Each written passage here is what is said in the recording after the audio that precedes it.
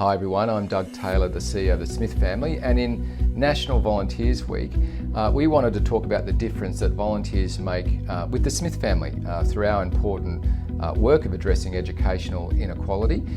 We really love this theme of change makers for National Volunteers Week. It really does capture very well what volunteers do at the Smith family. And to help me understand that more today, I've got Lauren Stocker, who's going to join us and talk about her role as National Volunteering Manager and the insights she has as to the future of volunteering. So, g'day Lauren, welcome. Thanks for joining me today. Be talking to you today. An important week to be talking about volunteering for us as an organisation. And, last year we had our centenary, and I remember you provided some great reflections on the contributions of volunteers throughout our history. We were founded by a group of volunteers, and volunteers have been kind of a mainstay for us as an organisation. And, if I think about volunteering in not-for-profits and organisations, sometimes volunteers are more value-adding, whereas we just can't do our work without volunteers because they're an absolute necessity for our mission and purpose as an organisation. So tell us a bit about the range of ways that you see volunteers really contributing to our work at the Smith family. Sure, Doug. And just first off, I'm so excited to be talking to you today. We have still over 5,000 roles filled by volunteers across the country in every state and territory by individuals who are generously giving of their time, whether that's an hour a week or whether that's ongoing for several weeks a year, or even for some of our volunteers, it's 1 or 2 days in the office every week. So we really couldn't do what we do at the scale that we do it without those valuable volunteers giving so generously of their time. Yeah, terrific, Lauren. And, I think about those 5,000 volunteers, I think that translates to 120,000 hours. And if you were to kind of crudely allocate a financial value, which doesn't capture the whole value, I think it's about $3.7 million. So in those numbers, it's a really significant contribution to our work. And what sort of things? Just give some examples of the types of things that volunteers do in our team here. But primarily, the biggest proportion of our volunteers are actually supporting us in our programs.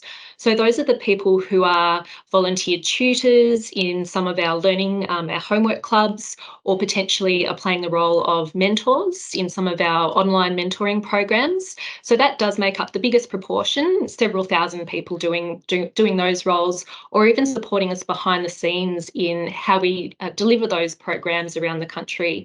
Yeah, thanks, Lauren. And I've signed up this year to volunteer with iTrack, so I'm looking forward to participating in that mentoring program. Of course, we should also mention the 14,000 View Club members who are active in fundraising, but they're also volunteering with the Smith family as well in different ways, aren't they? That's right. So for those who don't know, View is our affiliate organisation that stands for Voice, Interests and Education of Women. And it was established in the 1960s as a service to women in the community and to support the work of the Smith family. So not only is View our biggest community sponsor of students, it also provides many volunteers. So particularly in our learning clubs, we have dozens of women in particular who are supporting us as tutors in those homework and learning clubs, as well as people working in our offices as well in administration roles. So they're a huge and incredibly valuable suite of supporters as well. Lauren, I mean, volunteering is changing. We know particularly through COVID, there was some challenges, obviously, with volunteering, and now coming out of that, some challenges in terms of the degree which volunteers are coming back, and we're really thinking that through. But recently, we've really sought to understand a bit more about what the volunteers are thinking about and their needs and aspirations. So tell us a bit about what the kind of key insights are from that survey. Absolutely. What I might mention first, Doug, is that decline in volunteering that we've been hearing about predates COVID and the pandemic. So back in 2015, the Australian Bureau of Statistics indicated from some of their reporting that that was the first time that we were really seeing the rates of volunteering in Australia go into a decline, which was quite alarming for us at the time.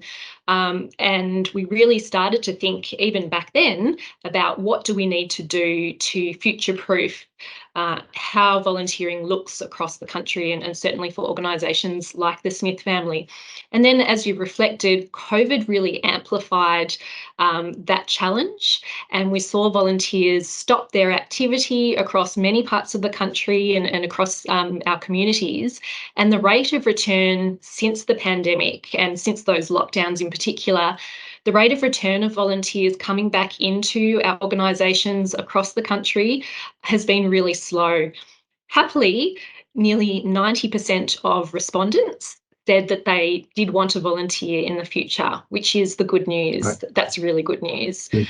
Volunteers these days are wanting flexibility. They're wanting to be able to choose when they volunteer, perhaps do an hour or two a week, and think about how it fits in with the other things that they're trying to balance in their lives. So the demand more and more is about for flexibility and for those remote bite-sized roles as well. So it is a bit of a changing landscape, and something that we have to consider in how we develop opportunities and how we craft volunteering roles for the future, so that they align with how volunteers want to spend their time.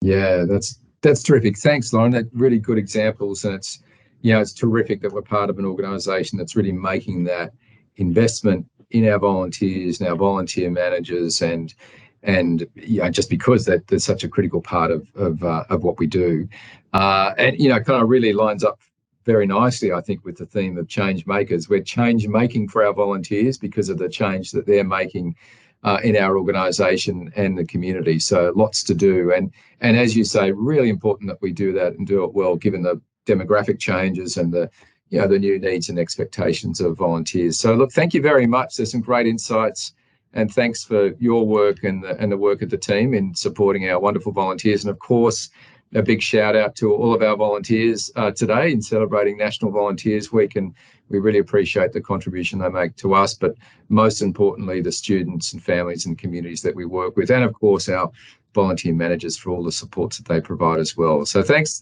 Lauren. Thank you. Thanks for having me, Doug, and happy National Volunteer Week. Yes, and to you. Thank you. So I hope that gave you some insights into our work at the Smith family, particularly as it relates to how we're supporting volunteers. As I've said, volunteering and our volunteers are absolutely necessary for our work in the organisation. And we want to really ensure that we create a great experience for them. We're adapting to their needs over time. So maybe that gave you some insights into what that looks like.